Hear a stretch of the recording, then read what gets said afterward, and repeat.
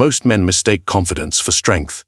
Yet unchecked, it is poison, blinding rulers, destroying empires, and turning servants into reckless tyrants. In this video, we expose the peril of dangerous confidence and how a true strategist bends it into power instead of ruin.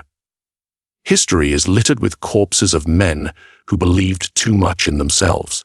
They mistook applause for loyalty and flattery for truth. Confidence, so adored by the masses, is the very trap that ensnares rulers when it is not mastered with calculation.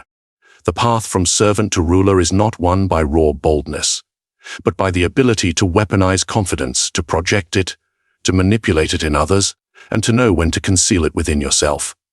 Tonight, we strip away the illusions and study the ruthless laws that separate those who command from those who perish under their own arrogance.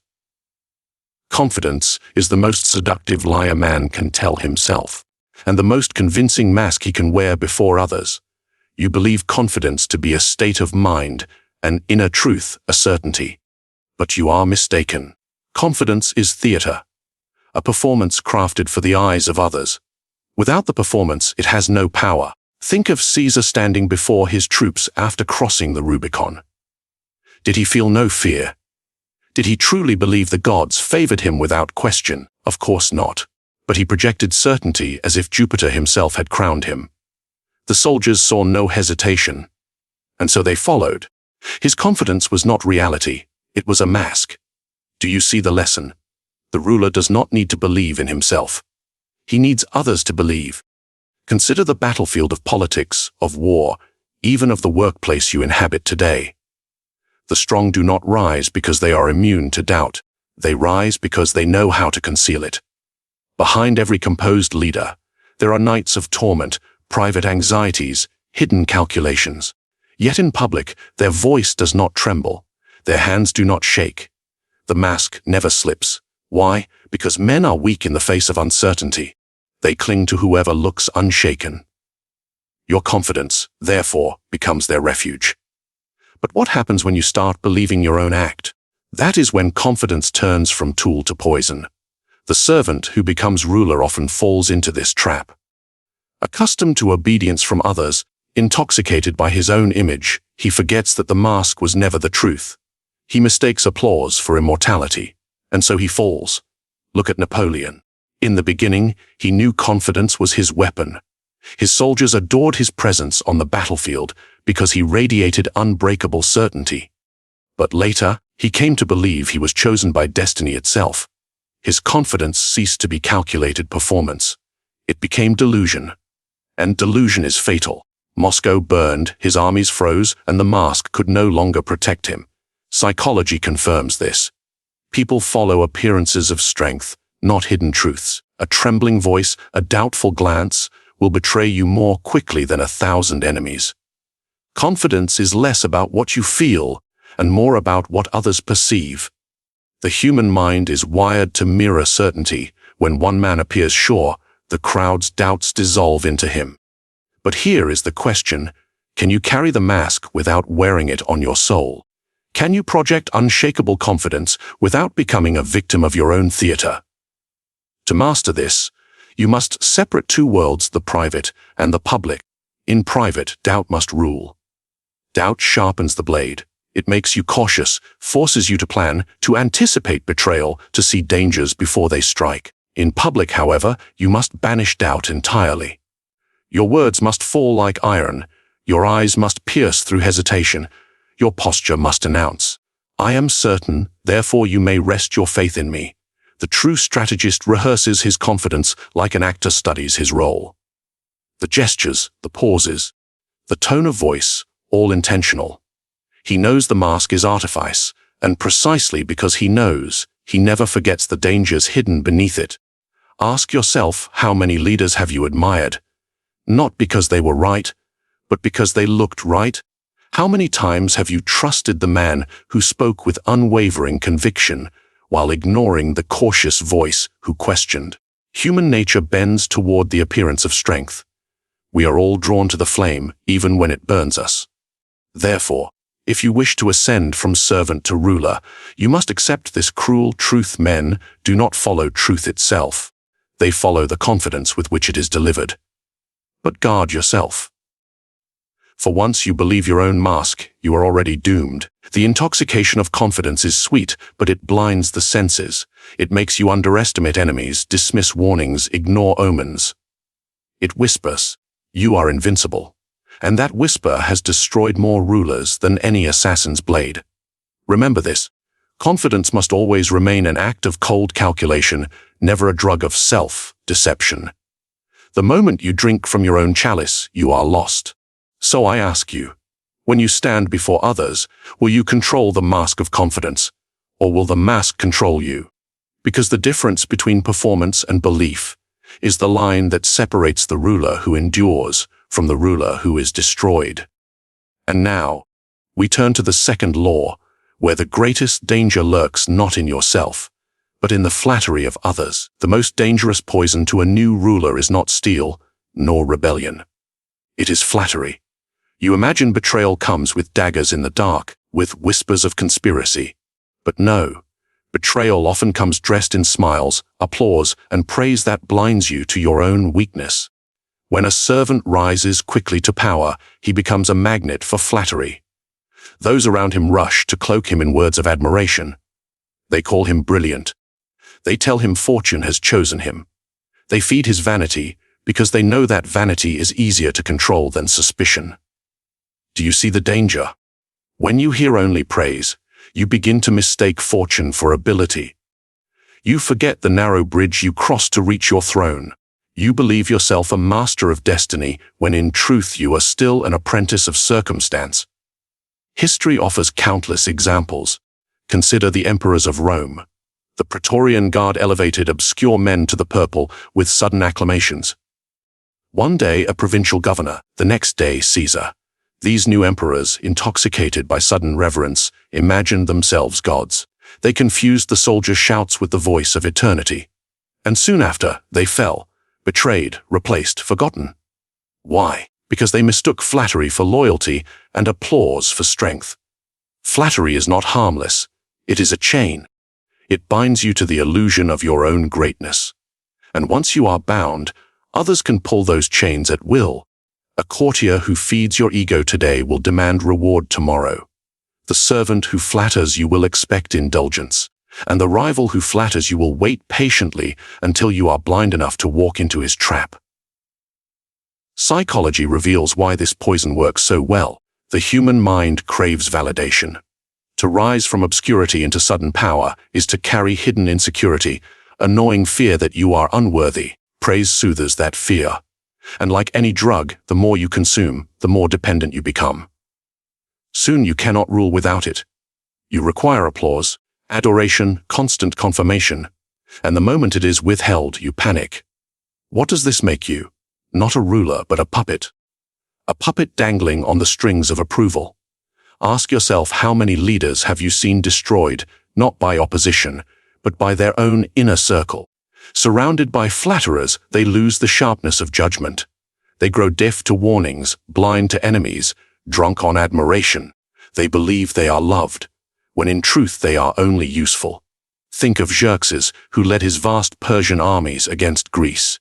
Surrounded by courtiers who told him he was destined to crush all resistance, he dismissed cautious voices, ignored warnings, and trusted the applause of sycophants. His hubris collapsed at Salamis.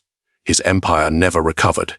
His flatterers vanished like smoke. Or consider modern rulers and executives.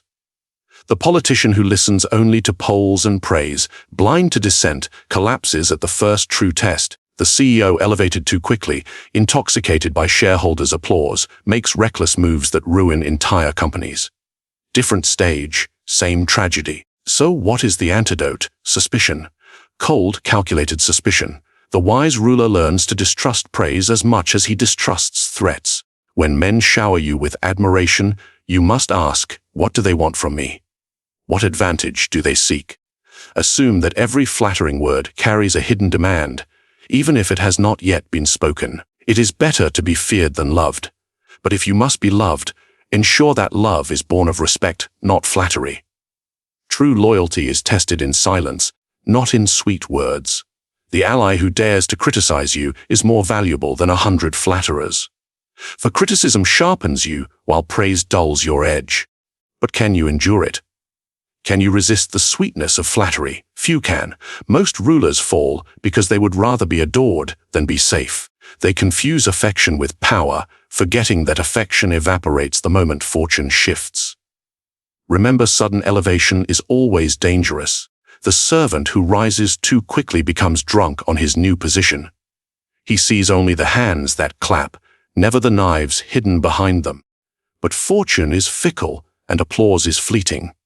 The ruler who survives is the one who learns to see through the mask of praise, to detect the hunger in the eyes of those who smile at him. So I ask you, when they cheer your name, will you hear truth, or will you hear the sound of chains? Because the difference will decide whether you remain a ruler or return to being a servant. And now, we turn to the next law, where boldness itself must be crafted not as arrogance, but as a weapon displayed at the precise moment. Boldness is a weapon, but like any weapon, it destroys the careless hand that wields it too often. The masses believe boldness is born from fearlessness. They imagine great rulers stride forward without hesitation, untroubled by doubt. But the truth is far darker. True boldness is not the absence of fear. It is the decision to display certainty while concealing hesitation. Think of Alexander the Great. He was not reckless with every move. His campaigns were calculated, yet before his troops, he never showed caution. His gestures were sweeping, his speeches certain, his presence unshakable. Soldiers saw not a man deliberating, but a man destined. Boldness to them looked like destiny itself, and destiny is irresistible. Do you see the strategy? In private, hesitation sharpens the ruler. In public, hesitation destroys him. You must learn this distinction. The art of boldness lies in knowing when to reveal it and when to bury it. Consider the courtroom of Louis XIV, the Sun King. Surrounded by nobles eager to see weakness, he crafted boldness not in the battlefield but in presence. Every glance, every gesture, every word was choreographed to radiate control. He turned boldness into theater, so powerful that even his enemies doubted themselves in his presence. Yet in private he consulted, schemed, calculated endlessly. The public mask and the private reality were two different worlds. This duality is essential. If you show doubt in public, you lose trust. Men cling to certainty, not caution. They will abandon the hesitant leader for the one who appears sure, even if that certainty is a lie. But if you abandon caution in private, you walk blindly into traps. Boldness must therefore be a display, a carefully staged act. Psychology confirms this. People mistake confidence for competence. A leader who speaks without trembling, who acts decisively in crisis, is perceived as more capable than the cautious thinker who hesitates. This illusion is so powerful that entire armies, companies, and nations have followed bold liars over cautious visionaries. But here lies the danger. The performance of boldness can intoxicate even you. Once you grow accustomed to applause for your daring, you may mistake recklessness for strategy. That is the path to ruin. Think of the gambler who wins his first hand. He believes fortune loves him. He grows bold without calculation, reckless in pursuit of glory. His winnings turn to dust, his empire collapses at the turn of a card. Many rulers have fallen the same way. Do you recall Hitler in the late 1930s? His early gambles, remilitarizing the Rhineland, annexing Austria, seizing Czechoslovakia, succeeded only because his opponents hesitated. His boldness appeared genius. But eventually, he believed his own theater. He mistook luck and hesitation of others for invincibility. He gambled on invading Russia. And like all intoxicated rulers, he discovered too late that boldness without calculation is suicide. So I ask you, how do you wield boldness without becoming its slave? The answer is simple. You must learn to separate performance from belief. You must train yourself to act with the mask of certainty, while your inner mind whispers doubts and calculations. Boldness should be displayed outwardly, never indulged inwardly. When crisis strikes, when your rivals hesitate, when your followers waver, that is the moment to strike boldly. A sudden move, a decisive command, a fearless gesture can shatter doubt in an instant. Your boldness becomes contagious. The crowd feeds on it, multiplying its strength. In these moments, boldness is not only useful, it is necessary. But once the moment passes, retreat inward to caution. Review every consequence. Anticipate betrayal. See the cracks hidden behind applause. This rhythm of boldness and doubt, mask and reality, is the mark of a true ruler. Boldness is not constant. It is precise. It is the hammer that strikes only when the iron is hot, not the hand that swings wildly. Imagine yourself in a council room facing rivals who test your resolve. If you hesitate openly, you lose. They smell weakness. But if you pound the table, declare your vision with fire, and leave no room for dispute, the room bends to your will. Later, in solitude, you can admit your doubts, refine your plan, adjust your path. But the display must never crack in their eyes. The world does not need to see your fear. They only need to see your command. So remember this, the calculated display of boldness is the sword that cuts through hesitation, both yours and theirs. Wield it carefully. Display it deliberately and hide your doubts in silence. Because the moment you confuse display with reality, the sword you swing outward will turn inward and cut you down. And now we must step into the next law, where boldness is not only displayed by you, but cultivated and exploited in others, leading them into traps of their own making. The greatest rulers are not only masters of their own confidence, they are masters of yours. It is one thing to wear the mask of boldness yourself. It is another, and far more powerful, to convince your enemies to wear it recklessly. For nothing destroys a man more swiftly than his own overconfidence. Consider this carefully. People are easiest to control not when they are afraid, but when they believe themselves untouchable. Fear sharpens caution. Confidence, on the other hand, dulls it. When a rival grows certain of his own brilliance, he stops watching for traps. And that is when you set them. History is filled with such traps. Think of Hannibal at Cannae. He allowed the Romans to believe their numbers guaranteed victory. He placed his weaker troops in the center, inviting overconfidence. The Romans charged, convinced the battle was already theirs. They pressed too deep, too eagerly. And then Hannibal's hidden strength closed in from both sides. Rome's pride became Rome's slaughter. Do you see? Hannibal did not merely defeat the Romans. He used their confidence as a weapon against them. This is a universal principle. When men feel invincible, they expose themselves. The general marches too far. The king trusts false friends. The businessman makes reckless deals. The politician believes applause will never fade. Each one is undone not by your strength, but by their own illusion. Psychology explains this well. Success breeds a dangerous bias, the illusion of control. Once a man wins, he begins to believe he cannot lose.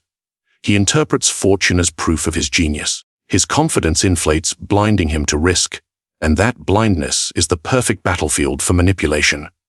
So I ask you, do you encourage your rivals to doubt themselves, or do you encourage them to grow bold? Which do you think makes them easier to destroy? The answer is simple. A doubtful enemy is careful.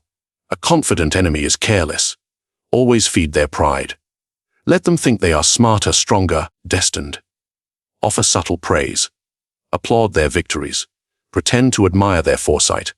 Each compliment is a rope, tightening around their neck. Julius Caesar mastered this art in Rome. When senators plotted and schemed, he often appeared to underestimate them, treating them as if they were incapable of true danger. Many believed his tolerance was weakness. In truth, it was strategy. Their overconfidence blinded them until it was too late to resist his rise. Or think of more modern forms. A negotiator who flatters his opponent's intelligence leads him into signing a deal too quickly. A rival company, proud of its new product, rushes to launch without testing weaknesses because its competitors whisper admiration. The confidence of others can be shaped, inflated, and directed until they collapse under its weight. The technique is simple but subtle. Never confront arrogance directly. Feed it. Smile at it. Make your rivals think their brilliance is obvious to everyone. The more they believe it, the more predictable they become. They will overextend, reveal secrets, make rash choices, And when they fall, they will not even realize who placed the stone in their path. But beware. This strategy requires patience. You must resist the temptation to strike too soon. Confidence takes time to grow into arrogance. Let your rival's pride expand until it blinds him completely. Only then do you move. Strike when his guard is lowest, when he is drunk on his own certainty. Remember Xerxes once again, convinced his Persian empire could crush Greece with sheer size. His courtiers fed his pride, and the Greeks played into it. He marched an overconfident army into the narrow pass of Thermopylae and later into the straits of Salamis. His numbers meant nothing. His pride drowned him. So ask yourself, when you face your own rivals, will you weaken them with fear, or will you destroy them with confidence? Which weapon will you sharpen? Understand this: a fearful enemy will fight to survive, but a confident one will hand you his throat.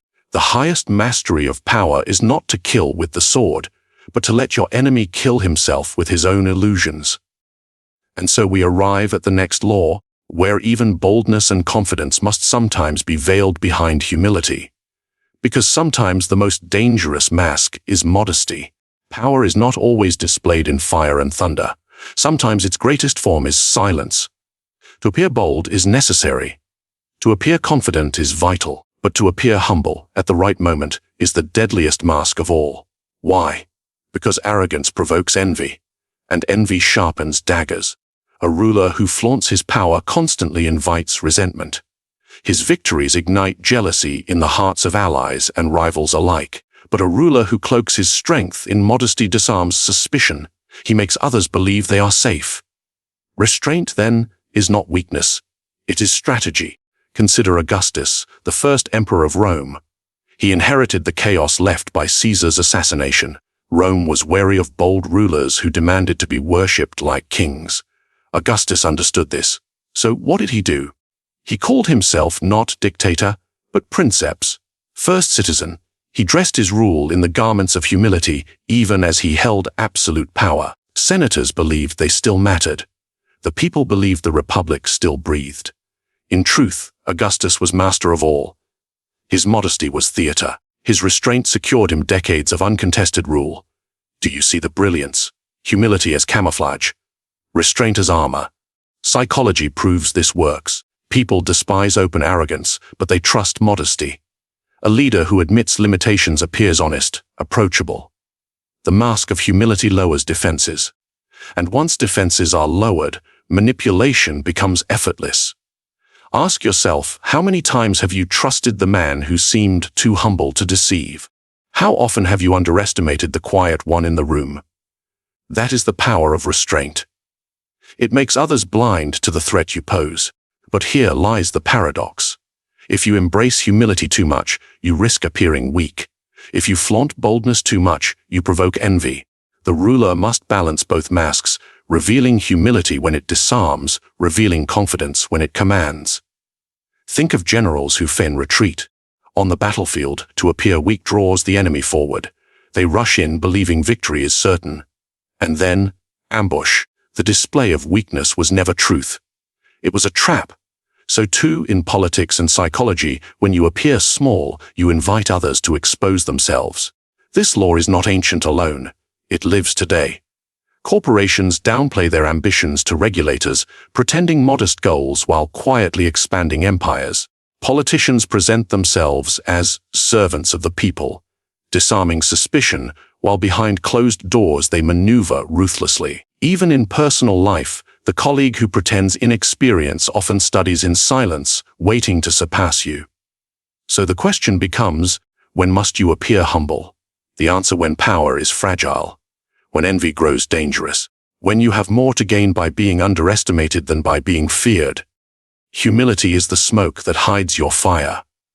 Imagine this: you rise in a company, gaining influence. If you flaunt your victories, colleagues will unite against you. But if you downplay them, if you pretend your success was luck or the work of others, you soothe the envy, you make rivals relax.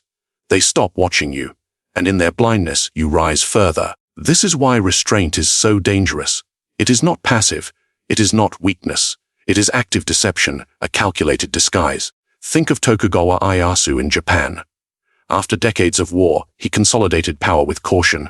He avoided flamboyance, presented himself as patient and modest, even deferential to the emperor.